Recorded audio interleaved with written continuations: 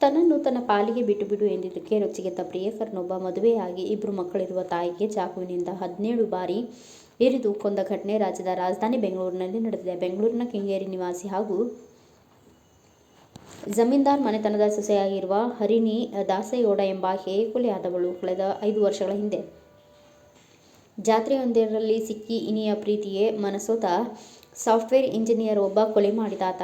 ಈತನನ್ನ ಕೆಂಗೇರಿಯ ನಿವಾಸಿಯಾಗಿರುವ software engineer ಯಶಸ್ ಎಂದು ಗುರುತಿಸಲಾಗಿದೆ.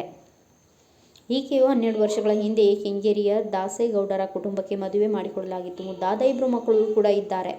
ಆದರೆ ಊರ ಹಬ್ಬಕ್ಕೆ ಬಂದಾಗ ಯಶಸ್ ಎಂಬ ಟೆಕ್ಕಿಗೆ ಹರಿಣಿಗೆ ಪರಿಚಯವಾಗಿದ್ದಾಳೆ. ಕಳೆದ 2 ವರ್ಷದಿಂದ ಇಬ್ಬರ ನಡುವೆ ಸ್ನೇಹ ಪ್ರೀತಿ ತಿರುಗಿ ಇಬ್ಬರ ನಡುವೆ ಅನೈತಿಕ ಸಂಬಂಧ ಬೆಳೆದಿರುವುದು ಹರಿಣಿಯ ಪತಿಗೆ ಗೊತ್ತಾಗಿ ಜಗಳವಾಗಿ ಪತ್ನಿ ತನ್ನ ಪತಿಯ ಮೊಬೈಲ್ ಕಿತ್ತುಕೊಂಡಿದ್ದ. ಹೀಗಾಗಿ ಕಳೆದ 2 ತಿಂಗಳಿಂದ ಇಬ್ಬರು ದೂರವಿದ್ದರು. ಆದರೆ ಹರಿಣಿಯನ್ನ ಕಳೆದೆಂದುಕೊಂಡು ಹುಚ್ಚನಾಗಂತಾಗಿದ್ದ ಯಶಸ್ ಆಕೆಯ ಫೇಸ್ಬುಕ್ ಮತ್ತು ಇನ್ಸ್ಟಾಗ್ರಾಂನಲ್ಲಿ ಮೆಸೇಜ್ ಮಾಡಿದ್ದ. ಹರಿಣಿ ಕೈಗೆ ಮೊಬೈಲ್ ಸಿಗುತ್ತಿದ್ದಂತೆ ಆಕೆ ಮತ್ತೆ ಯಶಸ್ಸನ್ನ ಸಂಪರ್ಕಿಸಿದ್ಲು.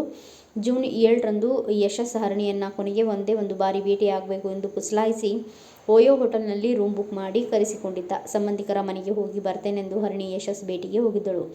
ಹರಿಣಿ ಸಿಗ್ತಿದ್ದಂತೆ ಯಶಸ್ ಓಯೋ ರೂಮ್ ಬುಕ್ ಮಾಡಿ ಇಬ್ಬರು ಕೆಲ ಕಾಲ ಮಾತುಕತೆ ನಡೆಸಿ ಹರಟೆ ಹೊಡೆದಿದ್ದಾರೆ. ಅನಂತರ ಮಾತುಕತೆ ವೇಳೆ ನನ್ನ ಪಾಲಿಗೆ ನನಗೆ ಬಿಟ್ಟು ಬಿಡು ಅಂತ ಹರಿಣಿ ರೂಮ್ನಿಂದ ಹೊರಟಿದ್ಲು. ಇದರಿಂದ ವಿಚಲಿತನಾದ ಹರೀಶ್ ಹರಿಣಿ ಮತ್ತೆ ನನಗೆ ಸಿಗುವುದು ಅನುಮಾನ ಎಂದು ಆಕೆಯನ್ನ 17 ಬಾರಿ ಚಾಕುವಿನಿಂದ ಇರಿದು ಕೊಂದು ಹಾಕಿದ್ದಾನೆ. ನಂತರ ತಾನು ಕೂಡ ಅದೇ ಚಾಕುವಿನಿಂದ ಎದೆಗೆ ತಿವಿದುಕೊಂಡಿದ್ದಾನೆ. ಆದರೆ ಅದು ಆತನಿಗೆ ನೋವಾದ ತಕ್ಷಣ ತಾನೇ ಹೋಗಿ ಆಸ್ಪತ್ರೆಗೆ ದಾಖಲಾಗಿದ್ದ. ಅದಾದ ಬಳಿಕ ಪೊಲೀಸರಿಗೆ ತಾನೇ ಶರಣಾಗತಿಯಾಗಿ ಮಾಹಿತಿಯನ್ನ ನೀಡಿದ್ದಾನೆ.